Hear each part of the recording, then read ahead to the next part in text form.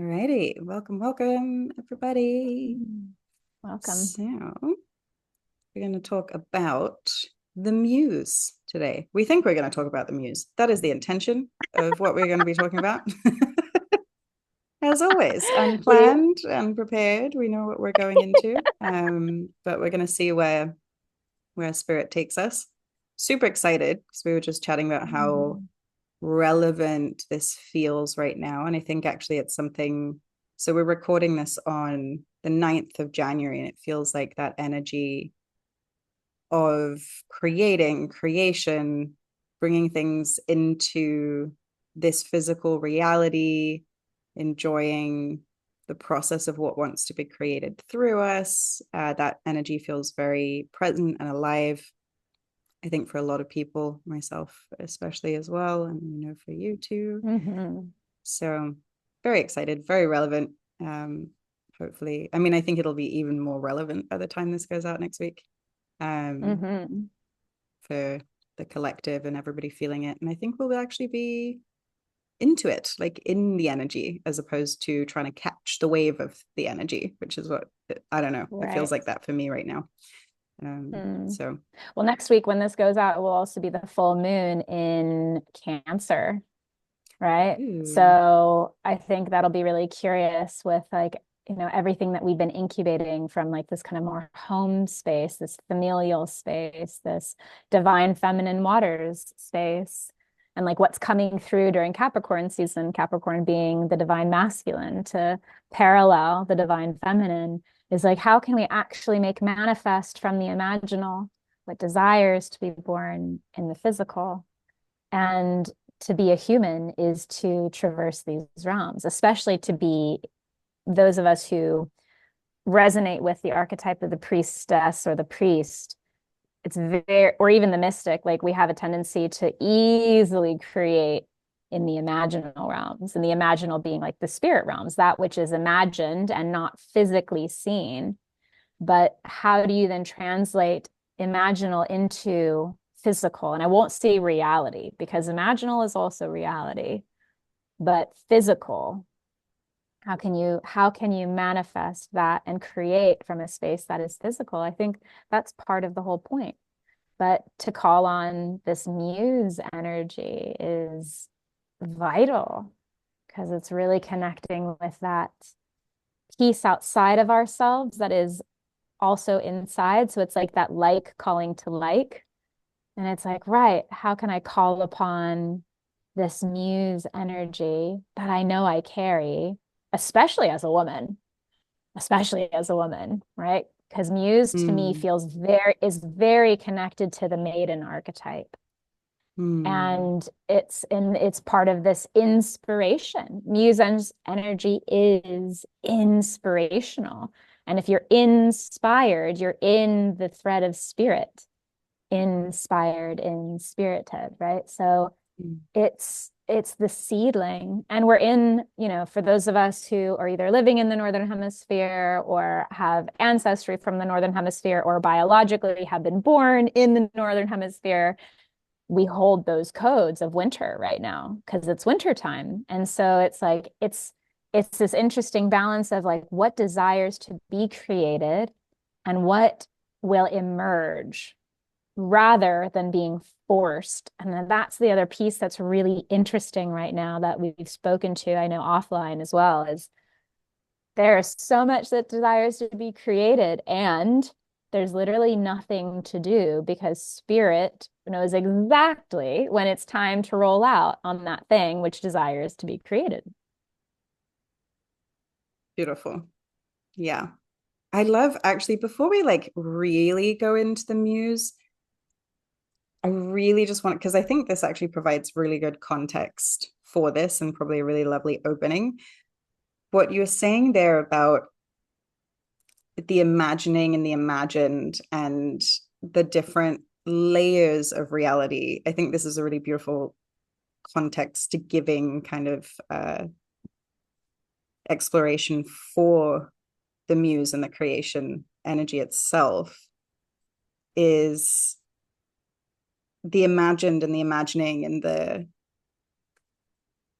subtle realms, the energetic realms, the realms of the unseen, also being equally as real as what we call physical reality, because it's those worlds that we're trying to bring together, essentially, right? We're trying to bring from the more dispersed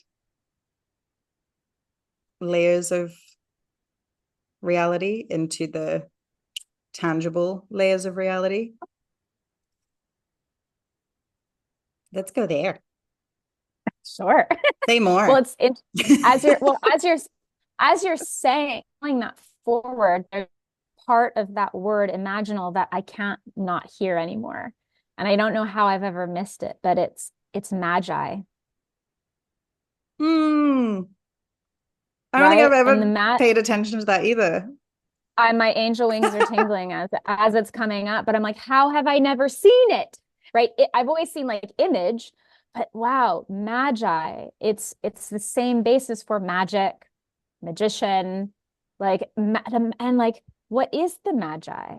It's that I mean, I'm actually curious. I'm like, I've actually not really looked up what the definition of magi is. Like, I know I have a feeling of the energy, and I have a knowledge of, in, for instance, in like biblical lore, that like the magi came bearing gifts to Mary and Joseph and Yeshua in the manger.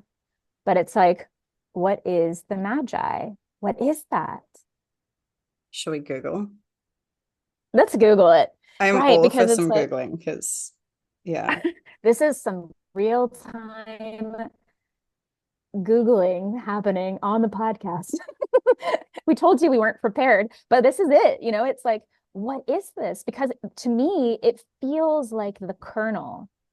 It feels like the seedling from which magic. And actually, I looked up when you spell magic, Magic versus Magick. I've been spelling it Magick for a few years now, but I'm like, why do I do that? What's the distinction? Is that just a weird thing I do? Like, what's happening? But actually, the magic with the ICK, with the ick factor at the end versus just the IC, is actually connected much more to the esoteric and the imaginal realms that we're speaking to, rather than the entertainment industry, which has been created like with magic, Magic. So it's kind of an interesting thing. We want, this is the origin story. It's like, what is the origin of even that word, right? And it's magi at the end of the day. Mage, Mage even, right? What is that? All right. So what does Google tell us, my dear?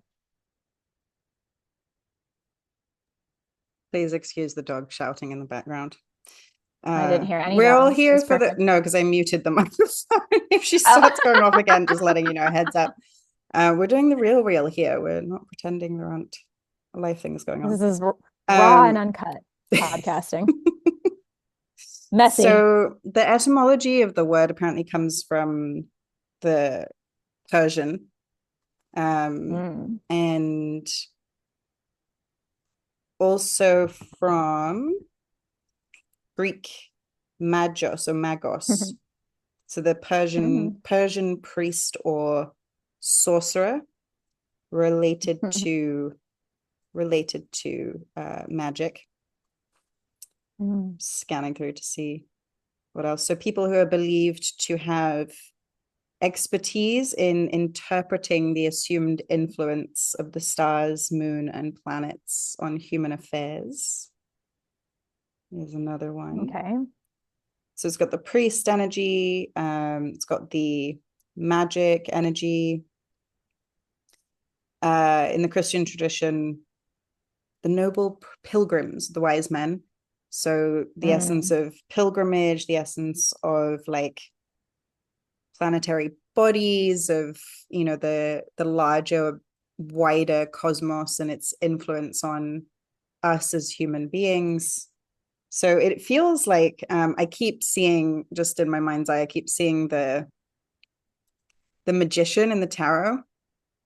Yep, where there's that's like ex I'm one seeing. hand up and one hand to the altar, to the table. I can't remember what the things are that he's holding, but It's a it feels wand, to but me there's like like an that. and there's an infinity sign above his head, I'm pretty sure. Yeah. Oh, Yeah. it's so funny. The infinity sign was coming through as I was walking on the beach this morning. Mm, Um, something there. But yeah, it really feels like that, what we would speak to is having one foot in each world, being, well, what we were talking about on our New Year's Day episode, right? The fully human, mm, fully divine. Um, Understanding that there are wider influences is kind of the essence that I'm getting there. There are wider influences on us as human beings that are very cosmic, otherworldly, that may not be able to be seen with the physical eyes in the physical realm, but that bring, yeah, more awareness of what can be brought through and in and out. And I suppose that's where the infinity symbol comes in, right? It's like of God into the human, back to God, all of this, like totally. continuing that. And I think you put this really beautifully recently, and I can't remember if it was on a podcast recording or whether it was just in conversation, but the speaking to, what we're creating, we start creating the thing until it takes over and creates us. Yeah, I hope I've probably exactly. butchered how you said that. You articulate these No, things so that's much about better, it. but That's about it. the essence That's is about, there. that's it. You got it. It's exactly it. It's we get the inspiration to create something and we create the thing. And then the thing begins to create us. And that's been a really, that's been something I've been playing with for the past year and a half because it's like I've noticed when I get the impulse to create, and I'm very good at initiating. I hold a tremendous amount of muse energy. I don't always have the capacity to finish the things that I begin, but there's a part of it that I don't make that wrong either because actually it all comes back together in perfect timing where I'll start writing something or creating something. And then that piece that I'm creating, I'm realizing I can't write any further because I actually have gone too far down the rabbit hole and I've hit a threshold where now I actually have to live the creation so that I can speak more to it from an embodied place. And that's that infinity sign. That is the magician. And it's no surprise that in the tarot, which holds the archetypes, right? Like these 22 main archetypes, that's the major arcana from 0 to 21, that it starts with the fool, that's the spark, that's the initiation, like the impulse to go. And then from that spark, you then go straight into the magician. What desires to be created? And then after that, then you get the high priestess. It's not a Mm. surprise. It's not a surprise that it goes in the order that it goes in. Like the tarot tells a story, and so we don't need to get into all of it, but I think those first three like really are truly that kind of like this holy trinity, if you will, of muse energy, because you've got spirit in the full, then you've got have like God, the creator, the magician, like what desires to be created. And then you have the feminine muse, and you have the feminine, like bringing it forward into life, because the purpose of the archetype of the priestess is to straddle worlds and translate spirit into form so that others can actually experience what spirit is, what the imaginal is. Otherwise, it stays imaginal, which isn't a bad thing. But if we want to have a deeper connection to God essence, which everybody does, whether they actually can speak to that consciously, and confidently or not, the reality is everybody desires connection. And if you desire connection to God, the end, whether it comes in human form, an animal form, a plant form, it doesn't really matter. It's all God. And to know something more deeply, that's the whole point. So muse energy inspires us to do that. How can you connect it? How can you create it? Heaven on earth, heaven in earth, heaven as earth. Hmm. So beautiful. I love the word inspired as Mm. well. Because I would say to people a lot, like the root word of in inspired being spear, Mm. which is the breath. It's the Mm. breath of God, right? So to be Mhm. breathed by God into the creation, have God breathe through. I mean, this is the Christian origin story, right? It's Mm. the breath of God. I'm gonna butcher. I'm gonna show my not knowing here, but if I remember correctly, there is breathing upon the waters that occurs, Mhm. but it's the Shekinah that moves across the water, the Holy Feminine Mm. brings it to life into the form. Um, so it's the giving birth, it's the birthing, it's the creating, it's the bringing into being through the breath. So in the breath of God, breathed by God, we move, we're inspired, um, following, we're given the impulse, in a pulse. Yeah.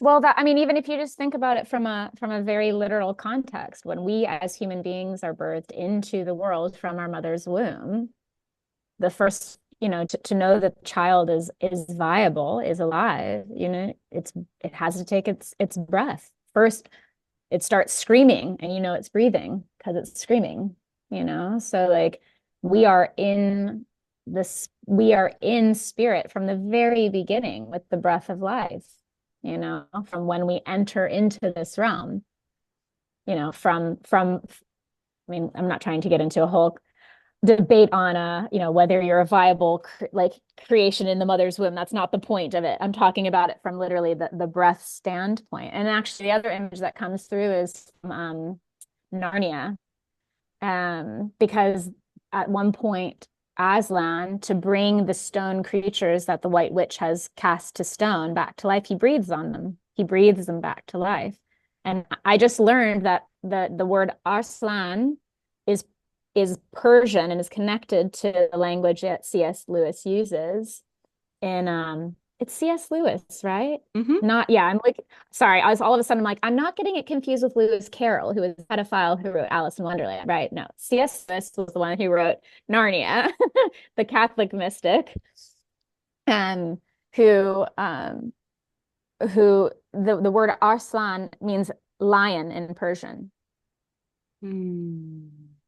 So I just like look at all those connections that we just made with Breath of Life, with the Muse, with Spirit, with the tarot, with the imaginal world. Like I don't this is why language is so inspiring, because you can see the spells that are cast from language itself. I love Completely. that. Oof. Yeah. And the way that meaning of words evolves and we create webs of consciousness around these things, it's, yeah. But if Oh, it's why it's I'm so like, brilliant. go for the etymology, find the root, find the origin point, the origin story of the Literally. word, and understand where it, and it's like fine, of course, like language evolves, right? But and that's, and we're always creating new offshoots of language and words and slang, and which I've now decided I'm never going to attempt to keep up with again. I am at that age. I'm a millennial and I have no interest in You don't relating want to know what it to. means, like what Riz means. You don't want to know what that is and how to use it in context. I think I'm okay. I think I will manage. I'll be all Yeah, right. I'll be all right. I We'll love that get for you. through. And for me Thank too. you. I don't care enough. I want my language to feel beautiful and to be creative, right? Because that's the whole piece, is like even in the biblical lore, right? It's like there was like the word of God. and from the words, there is creation Mm. energy. So for me, so I connect really deeply to my human design.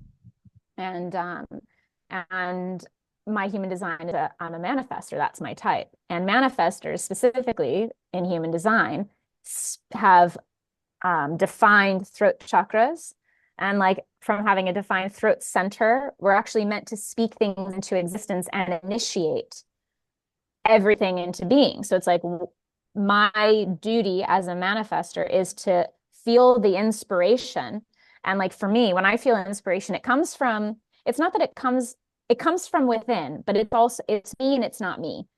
I don't need permission from another person or from another thing outside of myself to make something happen. It's like I'll feel the truth of something that needs to happen and I'll speak it into existence. And that's been a really interesting experience for me to really play with the energy of being a manifester. And I find a lot of truth in it for myself, where basically it's like, all right, I feel the thread of truth of what desires to be born. Maybe it's like a book that wants to be written. Maybe it's like a place I want to go eat for lunch with a friend. Or maybe it's like a man who I really want to have like ask me out on a date, like whatever it is, I have to speak it into existence. And then the whole point of as a manifester is like I speak it into existence and then I see what falls into place as a result. And sometimes it results in exactly what I want. And sometimes it doesn't, but it does always give me what I need. So it's but that's part of that muse energy that uh that I know that I specifically carry as a manifester, where it's literally like igniting the domino effect of life to fall into place all around me. I love also that just some more fun with language. I love that for the manifester, like the strategy is to inform, right? Mm. Inform, speak it into form. It's like, there it is. Wow. That's to inform our experience, our reality, what we're bringing in, what we're bringing through. It's really Mm-hmm. beautiful. I love that. Mm-hmm. Hadn't even thought of that, but that is literally that. But it's the speaking. So I speak everything into existence. I speak, which is also to say, I talk out loud to myself all the time. I'm constantly speaking to myself. I'm talking to myself on the bike. I'm talking to myself in the shower while I am cooking, while I am by myself, just like mind me. I'm just constantly informing the universe what it is that I desire. I love that so much. Beautiful. Mm. So,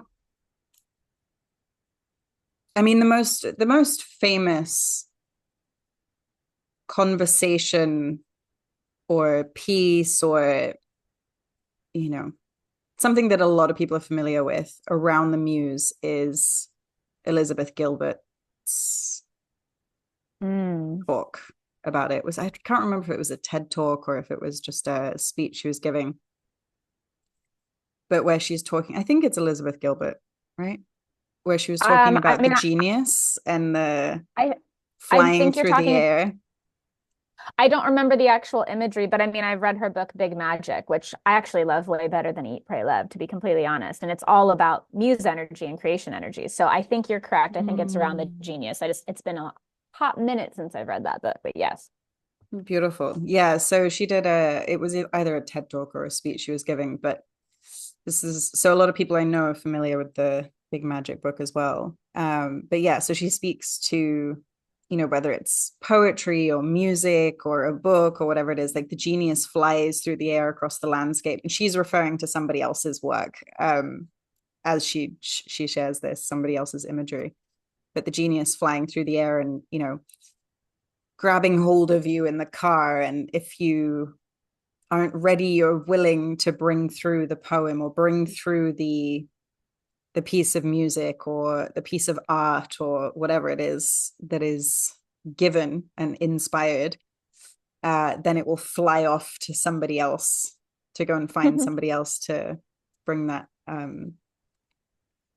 through, which Mhm. is which is really beautiful. And actually, like, I love the feeling of getting, some of us call it like downloads. We'll get like a download, or we'll get like the impulse or the hit or the inspiration or the message from God or whatever it is that we feel it and experience it as.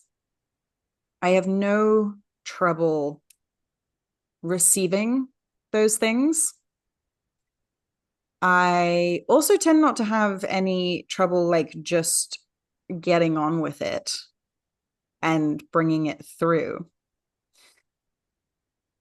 But it tends to be really quick and really fast. So I'll like grab hold of the thing and then I'm like, okay, I'm just going to run with this and act on it and do it really quickly. And I used to think that was a good idea and that was fine. Over time, I'm feeling more and more like the tending is really important, and the allowing, we were talking about the infinity and it creating us and having to embody each aspect and essence of that. And I know in, anyone who's running like a self-development service-based business will know that if you've put, teaching programs or course programs or whatever it is together before, like in the lead up to that, the work works you over and over again, regardless if you know it deeply in your being or not. There's new stuff to embody, to bring through. And I love to like not allow for that process fully. I do with, it's weird, I do with programs and all of this kind of stuff, but it's, I don't know that I hold that process as deeply intentional as I think is actually necessary. Because like we can get these intuitive hits. And I'm speaking to this because I know a lot of people who have that same thing. Like receiving the inspiration is no issue, right? Receiving the insight, feeling the magic of that and the desire to create, feeling the muse alive in the being. But tending to and continuing in ongoing relationship with that in a very intentional kind of way doesn't always happen. A lot of it's like conditioning that we have, right? Where it's like, oh, great, God gave me an idea, grab hold of it. And then it's no longer belonging to God. It's like, now it's all mine. Thank you. I'm going to get my mind in the way and I'm going to plan and I'm going to do this and I'm going to do this. And it all just becomes very linear, very planned out, very not in the this of the magician with the one hand in the one hand in the cosmos and one on the altar. So I'm interested to hear like your experiences with kind of holding that and tending, because I know how much you embody the muse energy. It's like, how do you hold it? How do you tend to it? How do you feel and sense that flow? How does that guide you? Like, because I lose interest. I don't know if I'm just super ADHD. I'm just like, oh yeah, blah, blah, blah. If I don't get it all out all at once, like, once the dopamine runs out, I'm not coming back to that. So like, let's ride the dopamine train while it's here. Like, how do you feel re-inspired, or how do you tend to that in this co-creative relationship? That's a beautiful question. I don't know that I have the answer, but I have an answer. Because there are moments where I'm like, oh, the ADHD is showing like really intensely for me as well. And I also really relate to my Western astrology in that I have a tremendous amount of Aries energy. I have a lot of fire energy in general, but like I have quite a bit of Aries in my chart, and Aries being the archetype of the initiator, of the warrior, of the let's move forward and spearhead this thing, and then let's apologize for our actions later if we've, steamrolled anyone in the process. And there's benefits to that. And then obviously there's detriments too. And that comes through in the creation process as well. In that sometimes something comes through for me to create, and I'm like, great, it's time to roll out. Let's go. And I'll just roll out and I'll tell everybody about it. And I'm like, this is what it is. And this is what I'm creating. And I'm writing this book, or here's this program, or blah, blah, blah. And then all of a sudden, the energy is gone. It's almost like I've let all the energy out all at once. And now there's no more stamina to continue, truly, because the muse energy is connected. So I have a different way that I look at the Enneagram these days that I've learned from my teacher. And I look at the Enneagram as the 9 ladies of the Holy Grail. And according to my teacher, who taught me this framework, the muse energy is the 3rd Enneagram, and it's the maiden slash muse energy. And the maiden slash muse energy is the spark, is the sexy feminine who is like, yes, the pleasure, like to take pleasure in the creation process, to inspire the man to create in the tangible, and like it's that kind of level of pleasure and sexiness and creation. It's like, yeah, let's get sexy in here and let's make a baby. Like it's that kind of energy, you know? So there's a part of it that when we move too fast on a creation without actually feeling into the energy of what really desires to be birthed, we can lose steam really fast. And I'm going to be very graphic right now, but it's like a man getting real excited real fast in the throngs of passion and immediately losing his direction, or like coming way too fast. And you're like, well, that's nice. Thank you for that. That was good. Let's try again. There's nothing wrong with it, but like we've kind of blown our load like a little too fast creatively. So for me, what I've been in the process of, and by the way, I'm just noticing how I say process and process. This is just a side note. I say both because I hang out with a lot of Brits. So I say it like an American, but then I also say it like a Brit because all I do is hang out with British people or people from British origin. So heads up if you're like, that's so weird. It's like, it's not really. It just is what it is. So deal with it if you're finding it to be weird. Anyways, let me continue. So in the process of creation, for me, I have to slow down without taking a full stop in the creation. I have to say, okay, wow, I have this impulse. I have this impetus. I have this inspiration to create this thing. I love that. And there's that part of me that's like, let's go now.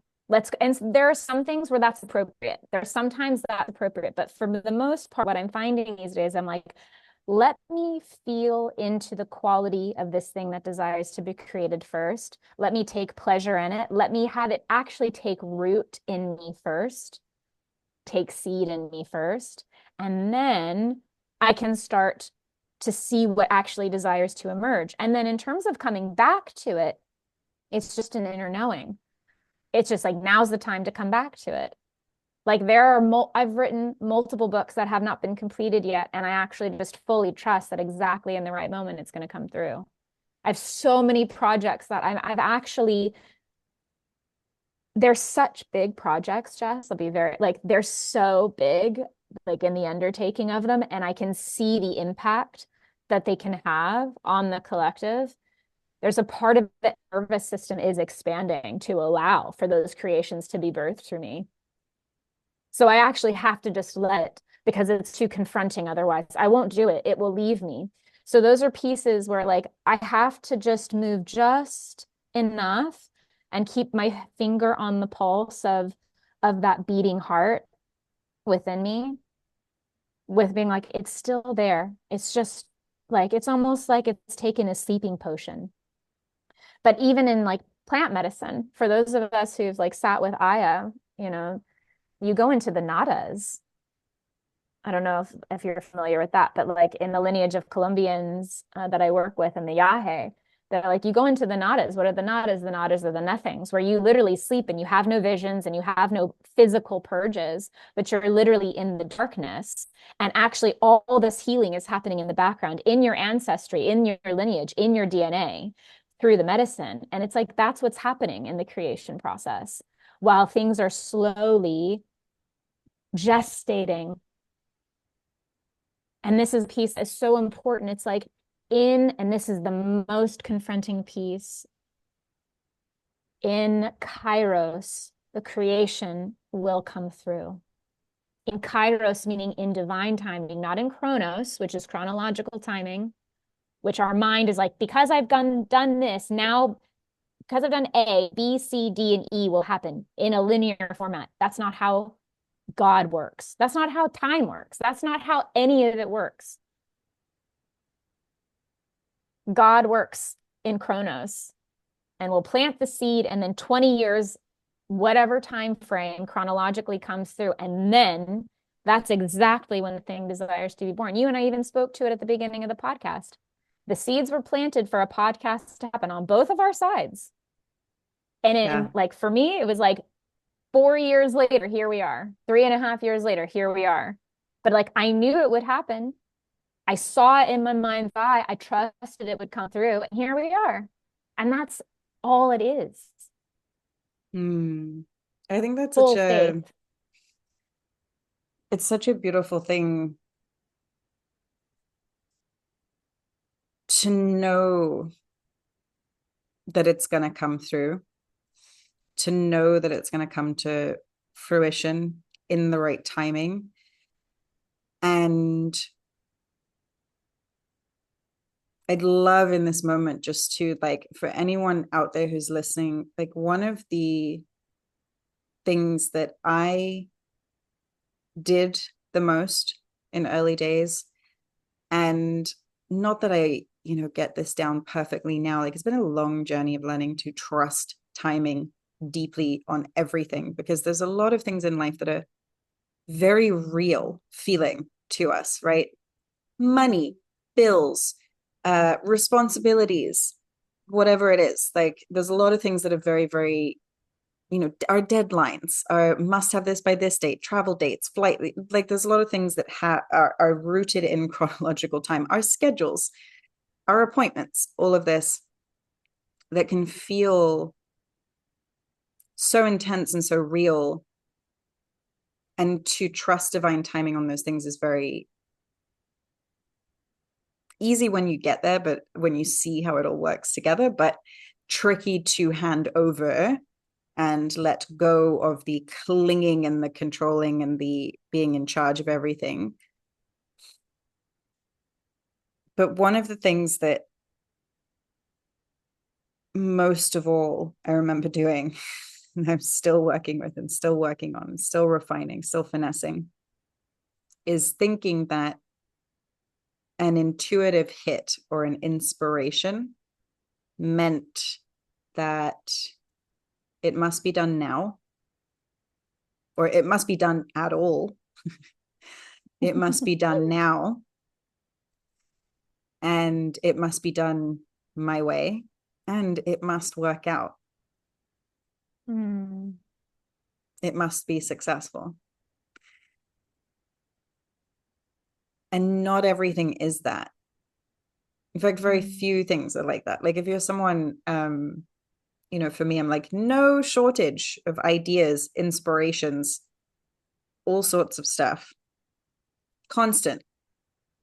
Could just be in the stream of receiving all of the inspirations from the quantum field 24 hours a day at very rapid, high speed.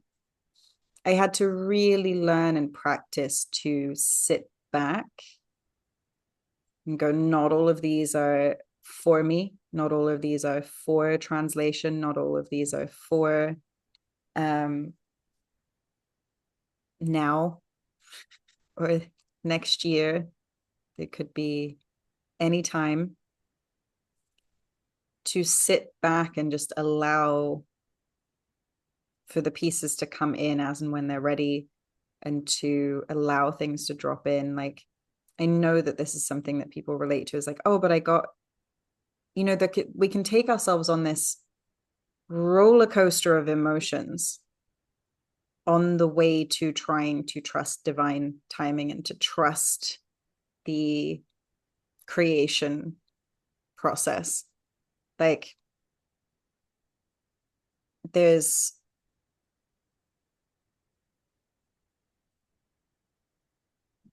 this side of it where we can go, oh, I got this great idea, and now I haven't put it into action. I haven't put it into form. I haven't pushed hard enough to make it happen. Therefore, I'm failing. I didn't bring it through.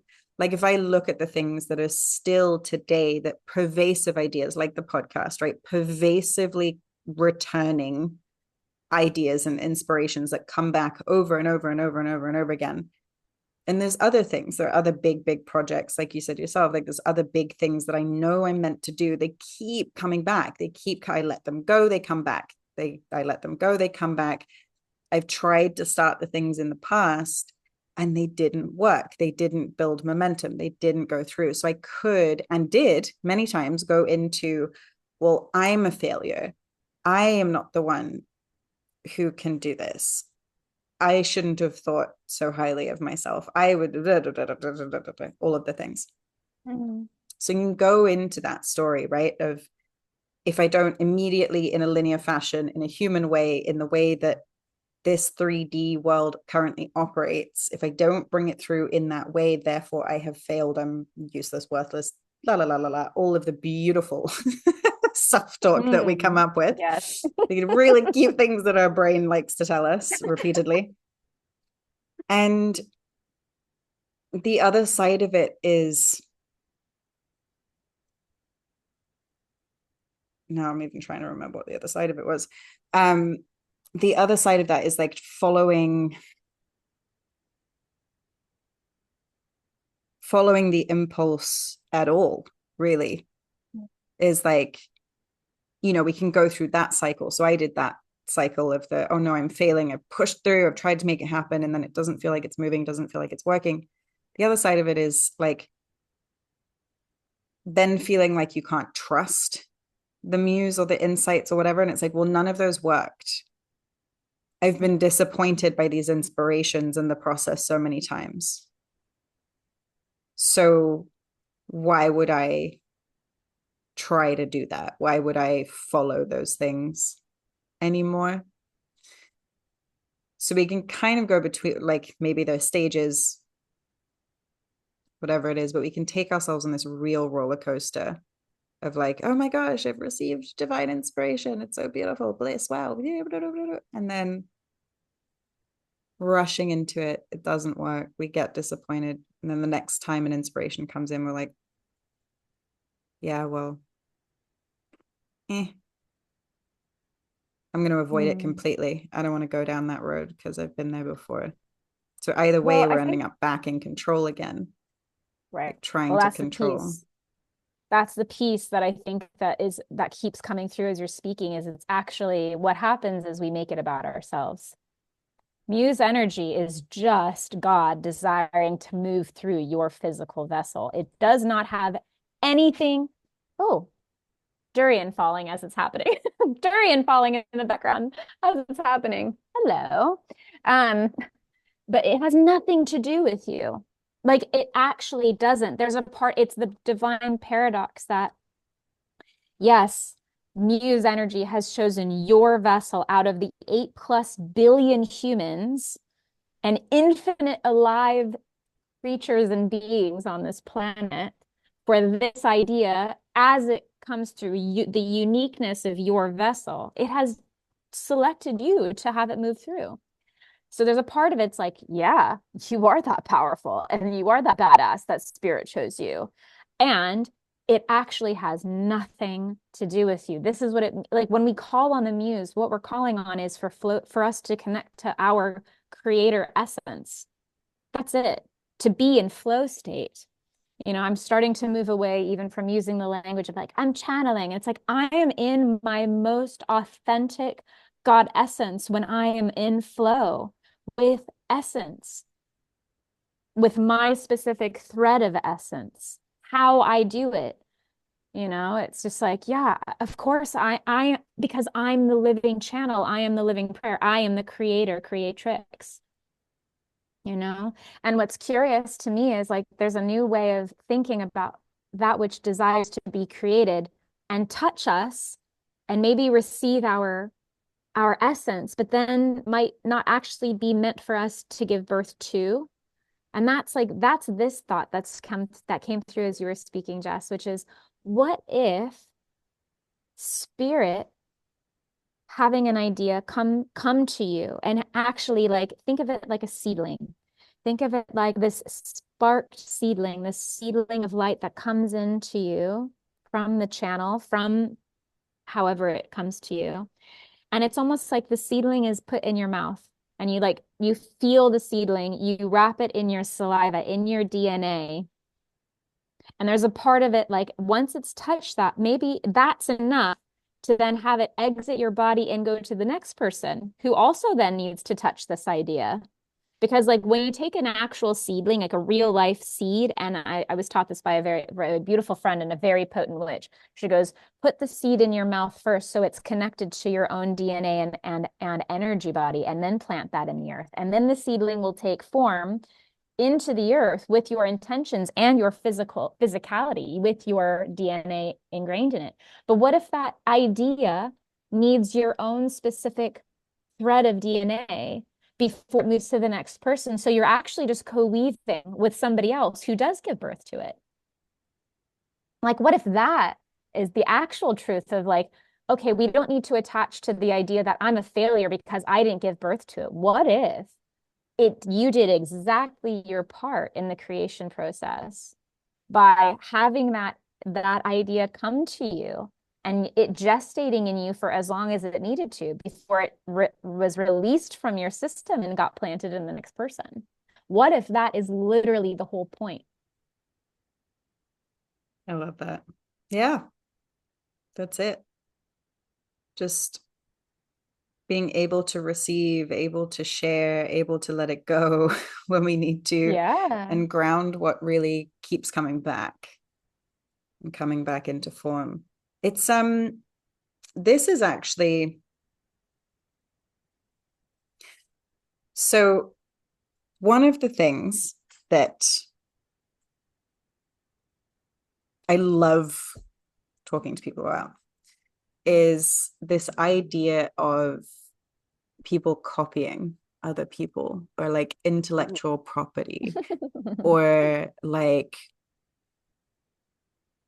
oh, they took my ideas and their work is so similar to mine and they're using the same language. Blah, blah, blah, blah.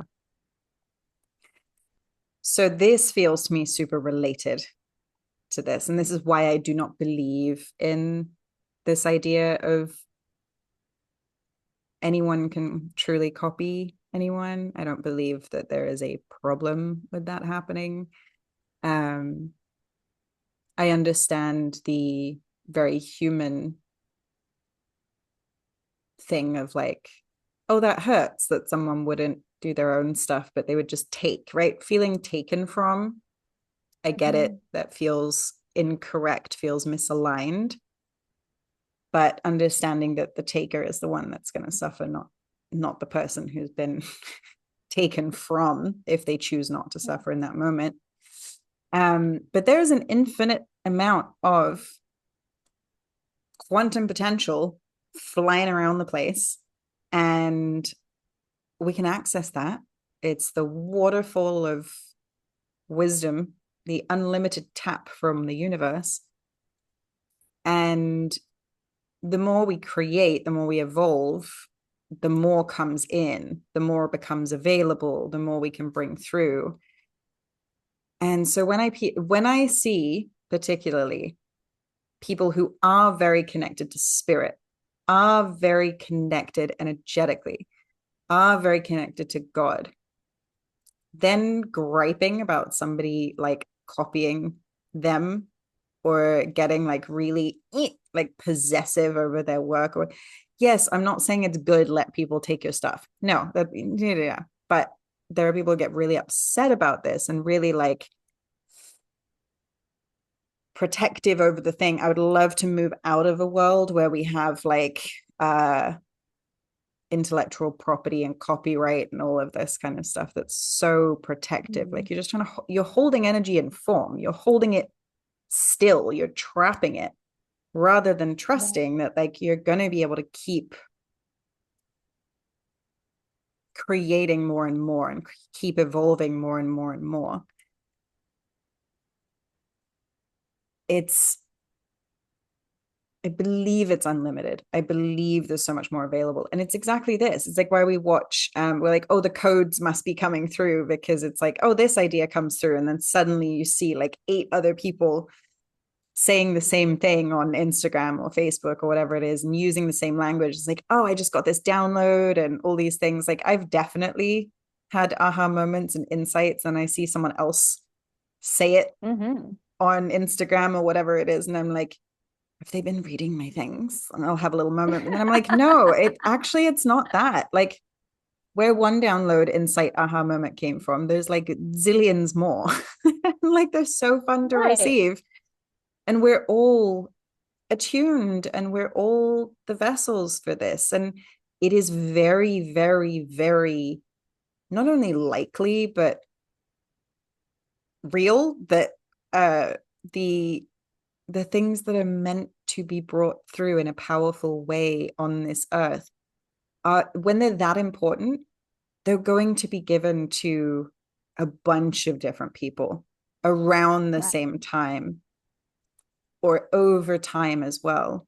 We're going to get the same insights. Once you start going on this journey, you get closer and closer and closer to the unity consciousness and the we're calling it the collective neuron, the shared one brain cell is the sure. Okay, I've never heard that, but like, sure.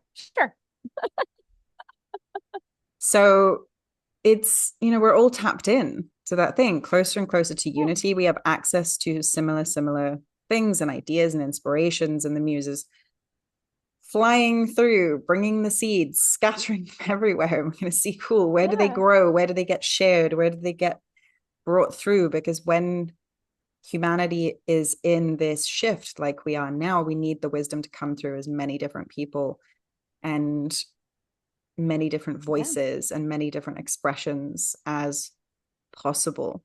So it's like this piece is like, if this gets to be a takeaway for someone today, is like, don't worry about if someone takes your stuff, you're not going to have any more, or you're going to have more come. Trust, allow the water flow of that wisdom, of that insight to keep coming through, to keep bringing more and more of this potential into your experience, more and more inspiration to come through. There's always more where it came from. That you're speaking to abundance mindset versus lack mindset, right? And we're moving out of a collective lack mindset where like there's only so much pie.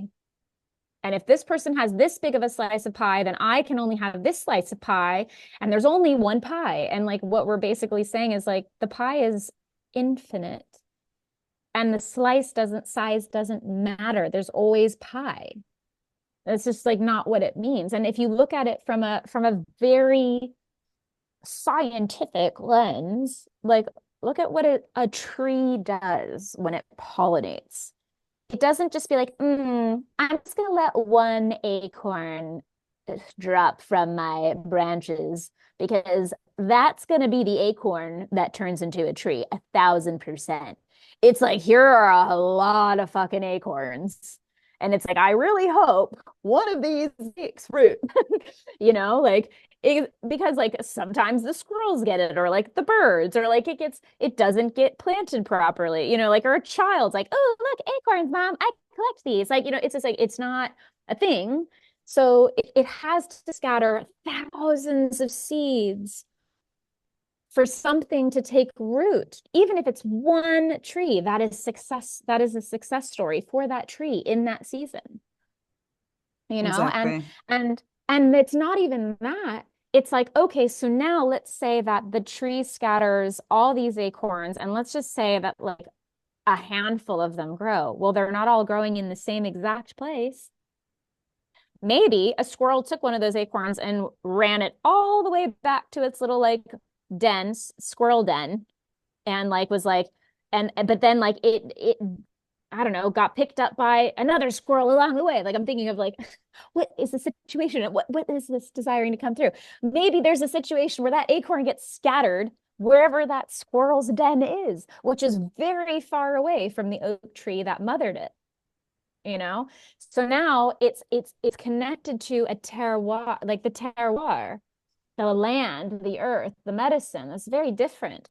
Another example of this is actually the tea plant, which I think is I can geek out about tea like really easily. And I'm by no means an expert in it, but I did when I got to Bali, got super obsessed with tea for like a handful for like the first year. And I like went to the tea villa and I like learned all about it. So like I'm about to geek out on tea for a second, but it's connected, I promise. Tea comes from one plant, technically, in China, the Camellia sinensis species. From the single tea plant, all of the different types of tea that you have access to are made. There's red tea, there's green tea, there's white tea, there's pu'er tea, right? So there's all these different types of teas. It's how, but like where it's grown matters. So like you'll get tea that's like growing out of a rock, and it has a very different flavor and presence and way of being able to like be ingested and experienced because it's grown there versus a tea plant that's grown in soil, in like very, very like well fertilized, like heavily rained upon soil versus like soil that goes through, you know, a drought. That's another tea plant that has a different flavor. It's the same thing with wine. You know, it's the same thing with any plant. The reality is it's like the terroir informs that seedling that comes forth. And so how is that connected back to inspiration? Even if somebody else has the exact same idea as you yourself, well, you are the terroir that the seedling is of inspiration is taking root in, and how it's translated through you, it might be expressed similarly because that's how the idea wants to be expressed on a collective level. But because of your flavoring, because of your essence, your earth body, your tangibility, it will always be different. And that's a really like, and that requires us to, again, be in the humility and grace that, like, wow, I was selected for this idea to come through. This feels powerful. This feels intense. Who am I to like give birth to this idea? And also, wow, I am a freaking badass because nothing and no one can say it the way that I can. So it's holding both of those pieces for muse energy to actually God energy to move through. So beautiful. Yeah, it's the environment in which it's planted, right? And the resources Yeah. available and all of those things. Super beautiful. I always think of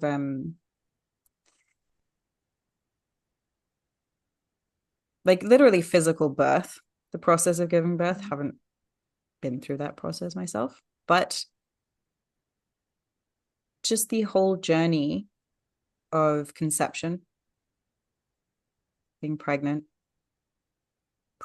preparing for the creation, allowing it to grow full form in the womb, allowing it to grow arms and legs and fingers and all of the things that it needs. You know, there's a formation process, there is a ripening. There's like fruit on the tree, right? Like if you have a piece of fruit that's not ripe, like it's not going to taste as good Yeah. as when it's in its full ripening and sweetness and deliciousness, and it's just like, oh, and it just is just ready to come off the tree. It's delicious. Like we have in nature, we know this, we have the gestation period, we have the time where we're preparing, we're, you know, allowing things to take form, take root, to grow in the environment that they're in.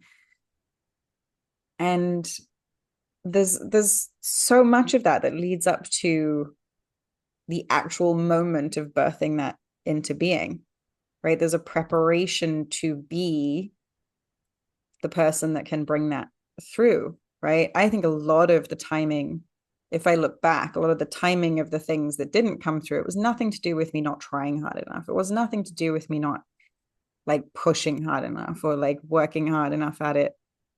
It was much more to do with that figure of eight. It was much more to do with, there was much more embodiment I needed to come into to be, have worked through me, have the creator create me to expand to be able to even fathom holding the thing. Because here's the thing, it's like we can bring through stuff very quickly. We can be like, great, bring me the inspiration, let's go. The thing is, it's also like birth. Like if you give birth too early, the chances of survival much more dicey, much more precarious, right? Mm-hmm. The lifespan of the thing, and this is very much something I really desire to deepen into and learn more about and just embody in a deeper way. But the real preparation and foundation laying and readiness to hold not just the birth process of a creation, a project, whatever it is, but to be the person who can hold and carry and tend to that like a child. Like you don't just have to give birth, like you then have to raise that child, Mm-hmm. look after it, clothe it, feed it. It's dependent upon you until it becomes more independent, grows up, does its thing later on. I love how I'm calling children it right now. It's feeling weird. That's fine. But anyway, Whatever. the child Well, gets to grow and becomes its own thing with where it can withstand itself. But it's like, it's like that. It's knowing that it's not just about creating the thing, right? It's the no. also being the human that can hold it, being the person that can hold it, sustain it, tend to it, feed it, nourish it, grow it over the long term, not just for the creation. Like creation is fun. It's great. It's beautiful. Part of creation is being able to raise it. Well, but that's exactly it. So in the Enneagram, in this version of it that I've been initiated into, is it's like from the muse energy, then you move into the lady of the grail who tends to it, who like sees the viability of it, who can actually like like take the inspiration and allow it to take hold, bring it forward into the tangible, right? So it takes root. Then it's like, so now it's taken root. Now I need to know what to do with it. Then it moves along the wheel to number 5, which is now, I know the way of the world. I know how it works. Right? I don't just like have the inspiration. I don't just like have it planted, but now I know what to do with it and how it actually functions. Well, then it moves into number 6, and that's the mother energy, right? So actually, like, so there's a specific way that it's moving about the wheel. I'm just like, yes, of course we have the inspiration and it's sexy, right? Like, yeah, the passion, the spark, all of that, the impulse, it's blood, it's fire, it's that, right? But then it moves more into the tangible, which is the mother, which is the earth, which is like bringing it forward. It's the nourishment. And similarly to you, I have not experienced being a physical mother in this lifetime at this time, not yet. We'll have to see what spirit has in store for me. But it's my understanding that once you have a child, part of being a mother is also realizing it is you and it is not you. And you have to nurture it and allow it to like to grow and to thrive, but also realizing it actually has nothing to do with you, because that creation is of you, but it is not you, and it's not yours anymore. And so it has to be both, right? The creation has its own mind, its own heart, its own beating pulse. And it's interesting to like, I'll just use Liz Gilbert, I suppose, as an example. It's like she wrote her memoir. She had no idea it would have the impact that it's had, and I think those of us who have certain ideas, we can see the impact. Sometimes we can see it, but sometimes we have no idea, and it's like it's it has its own life. The create, it like Eat, Pray, Love inspired the tourist industry here in Bali. Like people can see a distinct difference between Bali of beef pre-Eat, Pray, Love and post-Eat, Pray, Love. It is a very different Bali because of that, for better and for worse. And like that's the impact it's made on a global scale, on a physical place, not just like the people who read the book. And you have to just let it go. So it's the muse energy is so fascinating because it requires us to really truly release all ego and claim our godhead at the exact same time. There is no other way. So beautiful. Yeah.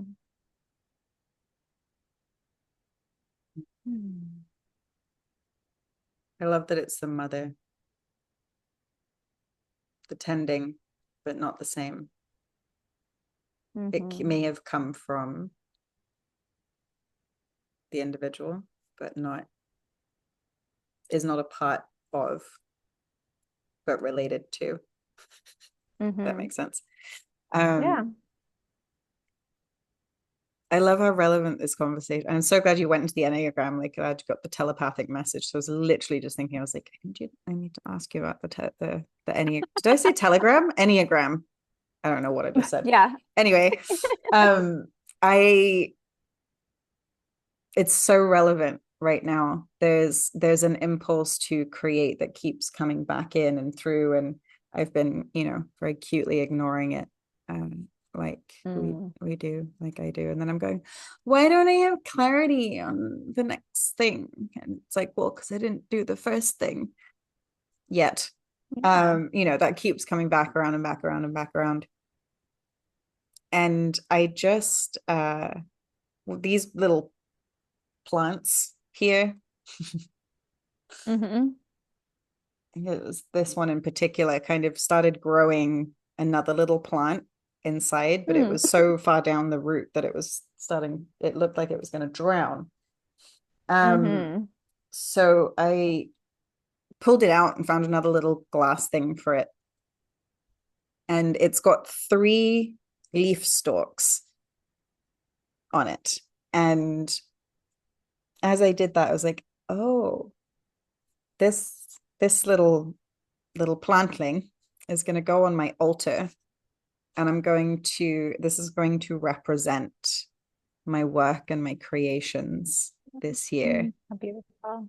And it's so new and little and tiny and tender, and I have to tend to it and look after it in these early stages. And I really went deep into prayer around that, and I was like, this is a really beautiful representation to learn this, to be with this every day, to have a conversation with this plant every day. Because in my inner standing, I'm like, I get it. I know that in work, in spirit-led, soul-led work, the tending is checking in and going, what do you need? What does the work require? What does the creation require? What does the writing or the content or the programs or the sharing or the clients, like what is needed? It's like this ongoing checking in and tuning in, and what is the current tending? Like I know this, and the conditioning of the business world and how work, career, business has looked, the conditioning around all of that tends to pull me back into this. They're a very mechanical, very linear thing of wanting to create. It doesn't work for me. Like I should know this by now, right? I'm like, I know this. I know it doesn't work for me. I know it doesn't. I know it just does not. I'm moving away from that more and more. And so I brought this little plant onto my altar and was sitting there with the thing, saying the prayers. I'm like, every day I want to spend time with this because I want there to be a Mm, physical reminder of the organic, the mm, natural way of growing, the way leaves grow, the way roots take hold, the way I may have to move the plant from one, it's in water right now. I may have to move it to some soil later on so it can get stronger. It may need a bigger jar. Like mm, there's going to be a tending to that that feels organic, that feels real. So it's like it's very alive in this way. And I love that it's so on point with this, where it's like, yeah, it's not just the seed. It's like there's the no. root plant, there's the original one. It's like, great, I've got this little seedling. I'm going to watch this grow and tend to this. And that feels so beautiful and Mm, harmonious and natural in my heart, in my body. I want to find that. I want to find mm, that in my work because I can find this in other places in life. But where it comes to the world of like work and business and all of these things, it becomes very almost like hard, if that makes sense. Like it's mm-hmm. like rigid. And I'm Oh, like, no, I'd like to like daily, like the prayer, show up, be present, tend, see what it needs, see how it's doing. If it needs nothing, just talk to it, love it, appreciate yeah. it, pray with it, be grateful for it. Um, yeah, I think that's my Mm, intention, my discipline, my devotion, my discipling this I year love that. is to learn to tend in an Yeah, organic way to raise the I love that. creation. It's so beautiful. You've inspired me. I may need to steal that idea from you and do it my own way. Like I may need to. Copyright, copyright, intellectual property. Well, I do. I'm actually shocking. I'm feeling similarly. Now, I don't have that type of tending practice yet, but I have been calling in a home and I've been wanting to plant rose bushes. And now that I have the home, I'm like, oh, I'm ready to start tapping into the hedge witch aspect of self. And I work with rose medicine like a lot of the time. Like that's one of the main plant medicines I work with is rose. I have them right here, right here as we're speaking as well, like always having roses. And it's like, right, I'm ready to start. I want rose bushes. I want them to bloom. I want them to be a thing, you know? And so I feel that this gestation, and for myself, like I'm feeling this medicine of rose and tending to self in such a way where I had a vision come through on Sunday of the rose was from coming from the earth, and this imaginal rose was coming through my physical vessel and blooming at my heart. And the languaging that's been coming through for me is that I no longer desire to crack open. That feels very Mm. violent to me. I desire to blossom open and keep this beautiful blossoming heart that I have to tend to constantly tend to it, and also realize there will be a death process in the process. That there will be a moment where the rose must die, must let the petals fall away, must be removed for a new one to then grow and emerge and then bud. So it's like allowing for the tending of self and heart. That's my commitment to myself is it's like, how can I blossom open to what naturally desires to move through me without disintegrating to ash, to having to like repottery myself and kintsugi myself even with the shards of my fragmented self. It's like I'm not fragmented. I'm very much whole. And I've had such an earth activation being in the UK lands and Avalon and my ancestral lands where it's like I am the living rose. So what do I need to do to tend to that? And what desires to be spoken to it, like as you were speaking to the planting of the seeds, and just thank you for allowing me to speak to the Enneagram. I've actually not talked about it in about a year since my mentor passed. And it's something that Mm. it's another seedling that has been planted in me, and I know in others that he worked with. And what at some point desires to be birthed through me is taking that version that he had and then imprinting it with my codes to give birth to something that's quite confrontingly powerful because I can see what it is and what it gets to be. And it's a whole like, whew, like that vision, that inspiration was planted about a year ago, right when my mentor passed. And you and I were on the phone, I think like that week after he passed and like talked about it. But I had Mm. actually also just been initiated into Mother Mary energy like several weeks before that. And I was like, oh my gosh, what am I here to give birth to? What have I been impregnated with? Like this idea. And so that's there. But to speak to the process of the Enneagram, it literally is the process of creation. So I'm going to speak to each of these sections of the Enneagram as I not only received it, but then also with my own lens. So it's not completely just what he taught me, but it's based on my own understanding. So the Enneagram is not a personality test. It's connected deeply to the archetypes. And I'm not going to get into it too much, but I'll get into the just touching points of them. The Enneagram is the cauldron of life, is the wheel of life.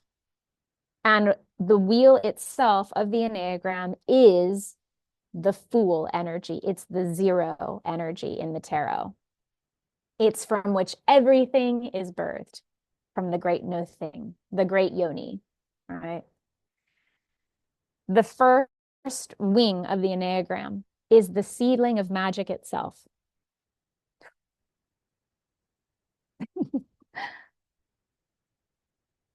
So I'm just feeling the presence of my mentor right now. He's very excited to be have me finally speak to it. Whew. Yeah. His name was Christopher. Just blessings to him. So there is something like Christ coded in even just what he gave me because his name was Christopher. So just that. Anyways, blessings, Christopher. Thank you, my love. The first wing of the Enneagram is magic itself. It is the breath of life which you speak to. From all magic, everything is birthed. From that, it moves into the preparation phase, the being that is so whole, so connected. It actually is prepared to receive, to be impregnated. But like that body is in preparation. It's like so whole, so sovereign. That's number two, is the sovereign feminine body to receive, ready to receive. But it has to be the right man, the right moment, the right seed for that being. Then it moves into three, the muse, the impregnation, the inspiration, the birth of magic itself, from the imaginal into the rooting of the tangible. From there, it moves into four, which is, all right, the seedling's been planted. Ah, all right, now what do I need to do to tend to this seedling, to this inspiration? I am the vessel, right? I am the queen, I am the sovereign, I'm the vessel, and it has taken hold. I see the beauty of that. Ah, I see the beauty of that. Then it moves into five, which is like, not only do I see the beauty, but I see how it works. Now I see how it works in connection with everything else. This is how it really works. Not just as an idea, but as an inform. Then it moves into six, which is the mother, which is like, all right, it's time. It's time for it to be given birth to. The mother, like full abundance, like feeding the baby at the breast, like all of that, like actually giving birth. Then you've got seven. Seven is the joy, taking pleasure and joy in what has been created. It's like that full embodied gnosis of, wow, look at what is alive. Celebrating. It's the celebration of what has been given birth to. Then you move into 8. 8 is what new thing gets to be created as a result of what has been created. Now it gets to be alive because this thing is in the world. Wow. Now it gets to be alive. And then it moves into 9, and 9 is the crone. 9 is the crown. 9 is the fully embodied wisdom keeper of knowing the entire process. And so what ends up happening with the Enneagram is that it's a power source. From all of that power, right? Now, all the different threads of how it all gets to be created and what gets to be born from that birth. Now you enter into the masculine. Now what do we do with it? Now we have all this embodied gnosis. Now we enter into the masculine, the Knights of the Round Table. Now you get the rest of the arcana, the major arcana of the 22 to act like that. And they're always paired with a power source, with their own lady. And you get it's really powerful, but not getting into any of that right now. I think the most important piece is that Enneagram is based on the number 9. And there is a 10, obviously, with the wheel itself, but it's based on 9. And how many months does it take to give human life? To bring it to term? It's 9 months. It takes time. It's that gestational phase of exactly what you were speaking to. It's all of the different steps. You really can't bypass any of them to really bring something to term. You really can't. You can kind of bounce around a little bit and receive more energy. There's a way that the cauldron desires to be stirred, that the wheel of life and creation desires to be stirred, where it has energy in certain ways. The reality is that you kind of can't bypass it. And when you start tapping into your own essence of what your own personal power source is, your own personal flavor, and you plug into your power source and you're like, this is where I always get my power from in the creation process. This is my spark. This is my muse energy that whenever I'm in the world, this is the special flavor that I bring forward into the spark of creation in relationship to the world around me. It's powerful. I've never had actually any esoteric tradition come through that does it in this way. And I'm so grateful for my mentor for giving me the language to know that, because in the past year since he's given me those codes, and I've been really receiving the initiation of that particular Lady of the Grail, that he was like, he gave me that reading. He goes, you're a number 2. And if you're tapped into your number 2 on the Enneagram, he's like, you give birth to magic. And this is what you need in order to give birth to magic. And I've noticed it in my male friends when they tap into their power source, and my female friends, I'm paying attention. There's a reason that particular creation, I'll just bring it back to that particular inspired action has not fully taken hold yet. It's because I'm in the process of being able to embody it first, so that I can actually speak to it from a space of clarity and energy where it rings true. And that's even related to what you were speaking to earlier. When somebody quote unquote steals an idea, you can always hear the truth of it when it comes from somebody who's disembodied in it and just doing it because there's no energy. Like I can even see it, when I'm driving through the streets of Bali, and you can like the Balinese people can see, and somebody's making money on a specific type of wood carving that's being made. So somebody else is copying it and making it, but you can just tell that person's doing it because they're like, I can make money from it, versus somebody is in their genius and it's literally just their true genius. And I'm just using that as an example because it's perpetual, it's everywhere. And I can feel the thread of oh, that feels like that's coming from something deeply authentic and deeply true in the spark of the muse energy and of God, right? And I can do that with my friends. You can see it online. But this is why we get really quiet in the whole process of spiritual awakening and our own personal rebirths, because then we can discern energy and we can really know what is true, what really is being said, what really desires to be born.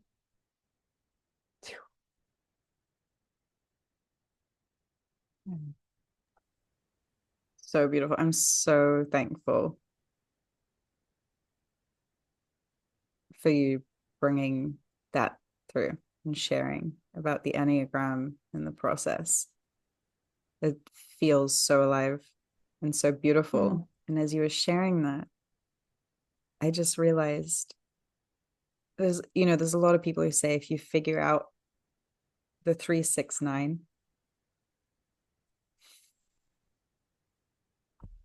that's it. That just clicked for me in that And moment. It was like, I think it was that's Tesla that's talking about the principles of energy moving. And of course, if we look at the spiral, it's the 369 and frequency, 369, 963, all of these hertz frequencies, all of that. But truly, really, it's the maiden mother crone, bingo. the process of creation, of birthing something into form. And how vital that we have that, because, as you were speaking to, like, I mean, if we, this is also, I think, quite, I don't know where it comes from, where I've heard it from, a more modern day Christian rhetoric. I don't actually know where it's come from. I don't know if it's biblical or throwing my lights around. But speaking to how like evil cannot create anything, it can only replicate. Now, I'm not saying to anyone you're evil. However, if you're out there emulating, copying people, I'm not trying to point to evil, but what really rings true and the vitality and importance of this understanding of how to create in this time is, I do believe that what got us to where we are now as humanity, in the sufferings that we perpetuate for ourselves, are very, very, very much based on or best resolved through a bringing back into balance of the consumption versus creation. We do very little creating in our lives these days. We've relegated creativity to the arts, essentially, but to create in this beautiful, genuine way, to ride the 369, the mother maiden crone feminine wave of creation, and go through those stages instead of rushing through to perpetuate consumerism to get to the end, to just be able to take or get what it is that we want. We're always rushing to the next thing, move forwards, create the next thing. I can't remember which episode it was. Maybe it was the New Year's one. We were talking about, Elon Musk and exploring space and all this kind of stuff, where it's like we're racing to go and do the next thing. We haven't even figured out maiden mother crone here on earth as how do we do this, right? Instead of running off to go do something else first. What would happen if we slowed down as a society to create intentionally and to be one with the creation and to be on that wave, that spiral, and really embodying each and every single thing? If we had to embody every single thing that we were creating, would we still be creating things like single-use plastics, like chemical products that are seeping into the soil? Like these kinds of things, would we still be creating those if we had to be one with the creation? Honestly, no. Honestly, no. And I can say that, like, I can confirm that from a microcosmic way that I've experienced watching people create things. So one of the many things that I have done in my years of existence is I've been like a ghostwriter and a coach, right? So it was really interesting because I had an experience with a woman where she was writing an ebook on how to on self-love, on how women can love themselves. And she wanted support with editing it and everything. Well, she was putting it out into the world a little flippantly because she had signed up for an AI book writing course. And she was like, I need to put an ebook out into the world, and I've chosen this subject on how to love oneself. And I was like, okay, great, sure, why not? Read the book, edited the book, and nothing inherently wrong with the book. Clearly not embodied, clearly written by AI, clearly, clearly, no threat of aliveness, but very like basic, but okay, sure, whatever. What was so interesting though was like, so she chose me out of all the people she could work with. She chose me to work with to help her edit this book. Well, I gave her the feedback. I go, if you're ready to put it out into the world, it's ready. But I'm telling you right now, it's pretty boring. Like it doesn't really say a whole lot. There's not enough of you in this computer generated book that you've written that you're putting out there just to have something out into the world, just to say you've created it so that you can say, I'm a published author, like whatever. You've got that now. I said, there's not enough of you in it for it to actually ring of any real substance, but it is ready. So you like, go. Well, it took her, she got that and she started editing it and putting a little bit more of herself in it. But then weeks went by and I didn't hear from her. And I kept reaching out and I was like, what's going on? Where are you? What's happening? Well, she had decided in that process to start taking plant medicine, had never touched the stuff and ever, had never like worked with psychedelics, had never worked with mama ayahuasca, nothing. Drank plant medicine for the first time. And I finally got back a hold of her and she goes, so I just realized that I don't actually love myself. Mm. How can I write a book about self-love when I don't love myself? And and so there's a part of it, like I bring that up because it's related to if you're embodied in the thing, you move differently through the world. You cannot move it. And I haven't heard from her in weeks because like I was like, I can support you with integrating this. Like, this is what I do. Like, you know, we can move this. But like she was in such a space where she just was like, I need to sort myself and be on my own. So like, thank you. And just like, goodbye. I don't believe she's put that book out into the universe at this point. If I feel into her energy, I believe she's in a really deep process of learning to love herself. And that's totally beautiful. But here's an extreme example of the creation creating you back. And also to be embodied in it, the way you say it, it's like, well, is that really true? What I'm putting out there into the world when I'm embodied, when I actually realize I'm disembodied from what I'm creating? Would I create single-use plastics if I knew it was actually doing this to the earth? If I actually took a moment to see it, if I actually saw the impact it made, not just in like reels that I can scroll through and not feel quite so guilty over later, but like, can I actually see it?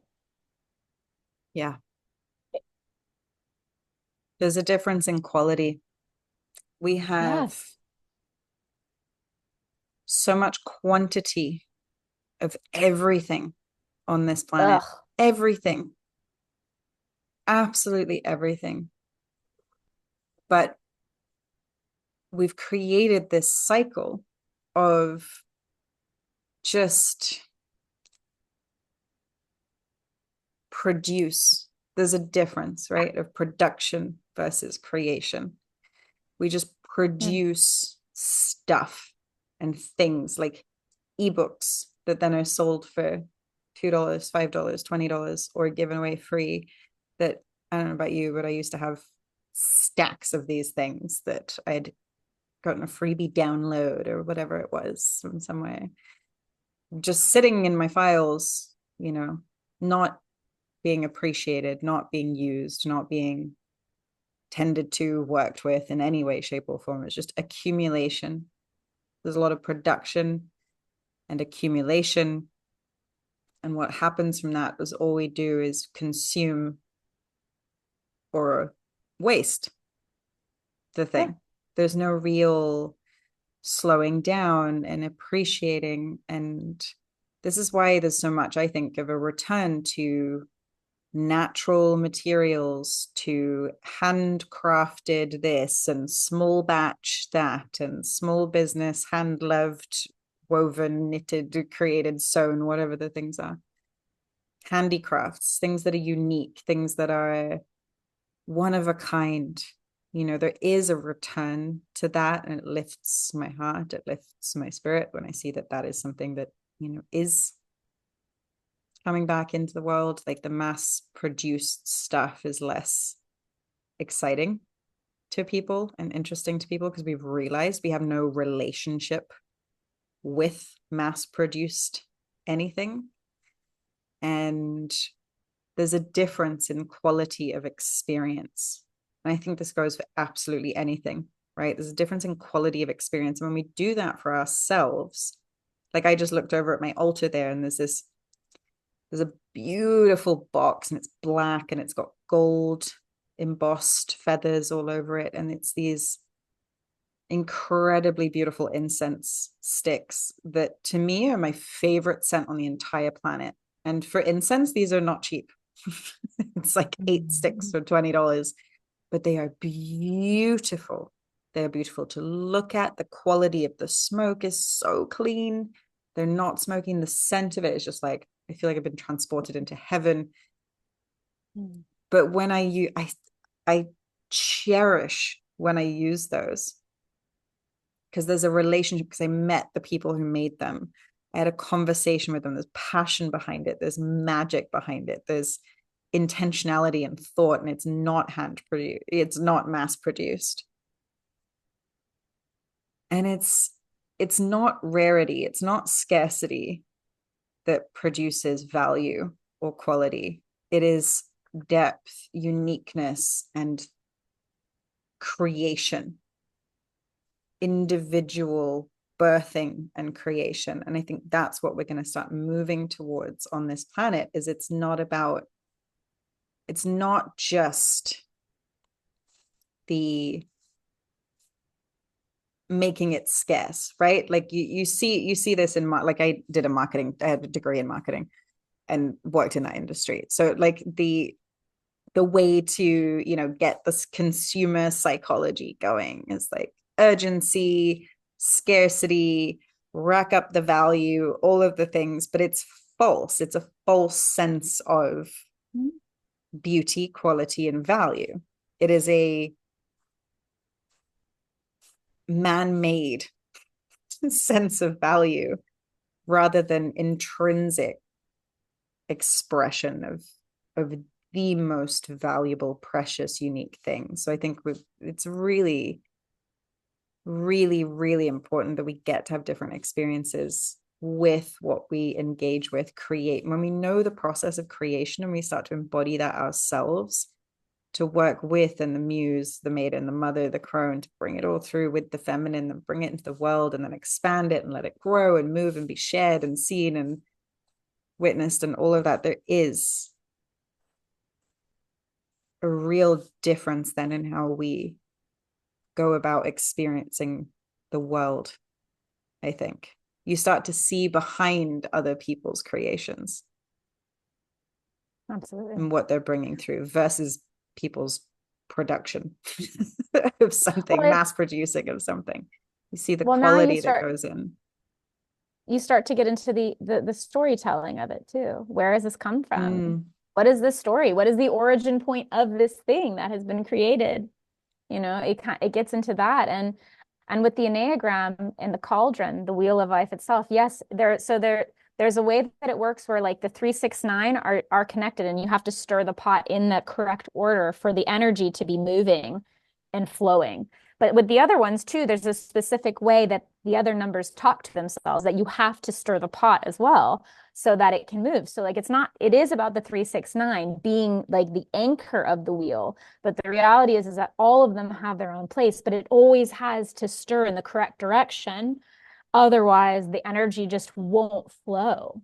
And that's how when you get to it, it's like, okay, so I'm a number two. And so when I'm a number two, I spark and the energy is flowing for me to co-create something. If I'm working with a number four, wow, that's really empowering them to get into their thing. And so the number four inspires a number seven or like whatever number it is, right? So it's just like, oh, okay, so it just needs to move in that order. And then we start to get moving, and then it's like a generator, it's like a power source, and there's no stopping it, right? So eventually it'll get to a point where like everyone's going to know what this particular esoteric tradition is, because when you plug into the power source of the feminine, there is no stopping you from doing anything. You cannot be stopped. It's unstoppable. And I think too what you're speaking to is we're moving away now in the conversation from muse energy into mastery. The And word there's nothing mastery wrong was with that. dropping in as well. Yeah. It's connected deeply. You can't extract it, right? Like true muse energy inspires mastery. And Alan Watts speaks to it at some in one of his lectures. But basically, like we've lost the slowness of like really valuing mastery, whereas before children would inherit like artisanship and like craftsmanship from a parent, from a lineage in the community, whether it was in the family or not, and would start learning that art form early, would start learning that craft early before hormones kicked in, right? And from that space, that would really be nurtured, and then it would continue to grow over time. But mastery requires patience. And that's something that we collectively have lost. And for me, one of the greatest lessons I've learned as an individual is patience. Like I was literally on the call with a brother earlier, and he was like, patience, that's the name of the game. I'm like, I'm done being patient. I'm done. And it has to be both, because there's a part of it, it's like, it's being able to hold the tension of it being both at the same time that the muse inspires. The muse is like, I'm ready and ripe now. I'm ovulating now. Now is the moment. Plant that seed, baby. Do it. But within that, then having the patience to have it then gestate and come through and be in the preparation and constant tending, which requires a tremendous amount of patience.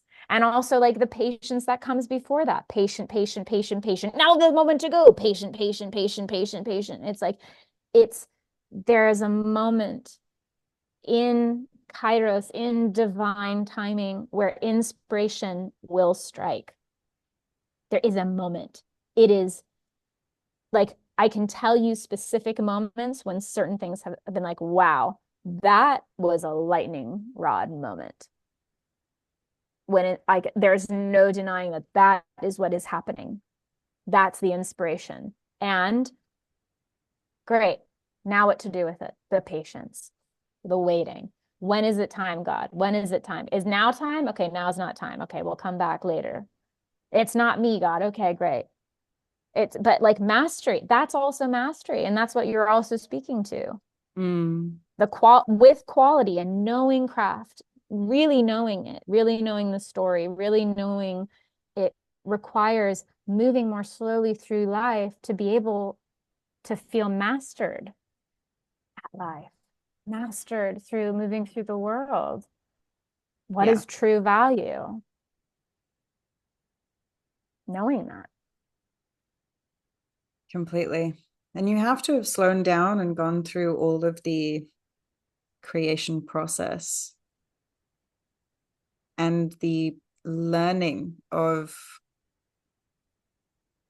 the value in mastery, in the patience, in the steadfastly trying and not getting it and trying again and trying it this way and learning and tweaking and refining and correcting it, making it your own in order to even have the stories to tell.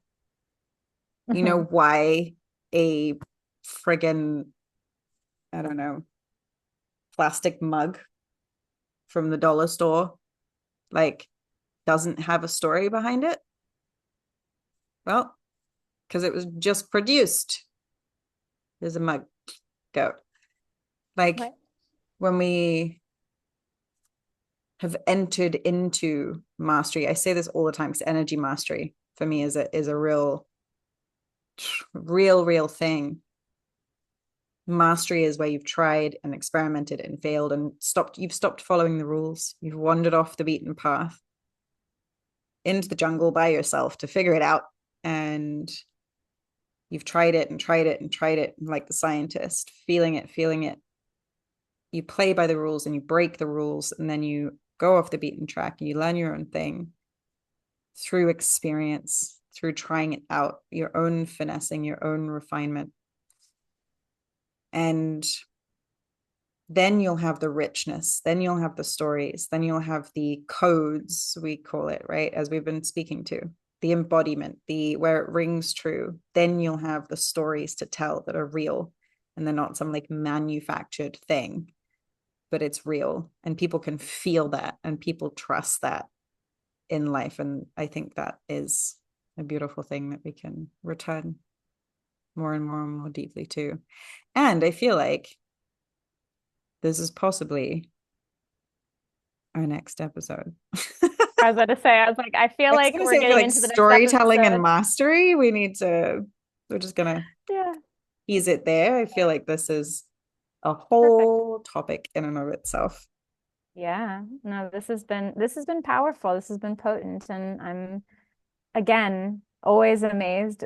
Like, so I feel like we've been talking about all of this for almost 2 hours. Like, this is a powerful episode about muse energy, because the other last little piece I'll speak to before we close out, at least on my side of things, is now you're speaking to muse as and mastery through life artistry, not Mm. just through a specific thing being created, which is what we've referred to for the most part in this episode. But ultimately, muse energy isn't here to just create a specific thing. And this is where, for me, this is actually what I most enjoy doing with clients and working with people, or inspiring in others, even if they're not a client. It's like, how can you be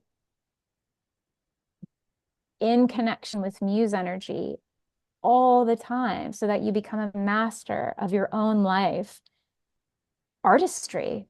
Like, when people ask like what I've created in the past several years, sometimes at first it's felt very and in moments that I have wobbles, it can feel very confronting to me to be like, I have nothing to show for it. I have nothing to show but, like, an empty bank account and beautiful Instagram pictures and like all of these things, like, and like 530 pages of a draft memoir that haven't finished yet, and like all of these. I don't have a tangible thing to show yet. And you know what I do have to show? My life. My life is my art. My life is my main art. And if I do nothing else with my life, to be completely honest with you, I know I'm in such alignment with God essence energy, because my life flows in such a way where I'm experiencing miracles every day, big and small. I feel that I'm allowing energy to move through me without attaching to it. I'm in the receptivity of life itself. And that's being in connection with muse energy every moment. To be like, what's alive Mm. now and now and now, and what desires to be created now? Whether it's like an actual like thing to create, or whether it's like a direction to go to see what is the next step. What is the next thing to be birthed? Every moment is a new moment to be birthed. That's Mm. how we become life artists. And isn't that the whole point? To take deep pleasure in the artistry and beauty and strangeness of this profoundly wretched and sumptuous, juicy life. Mm. Delicious. Yes. Yeah. The end. Okay, bye. That was perfect. No more to add. That was mwah, chef's kiss. We're going to fun. The end.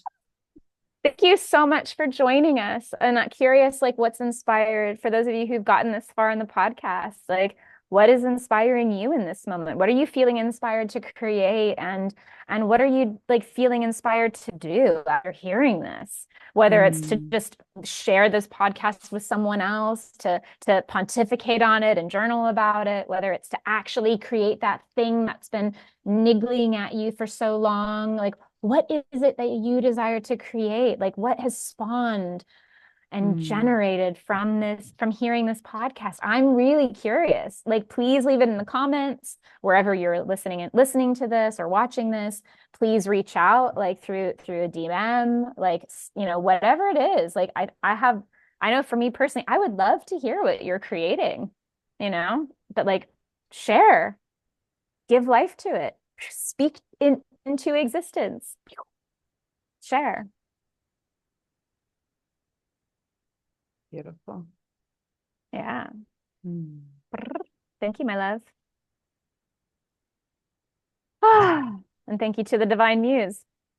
Ciao. Mm. See you next time.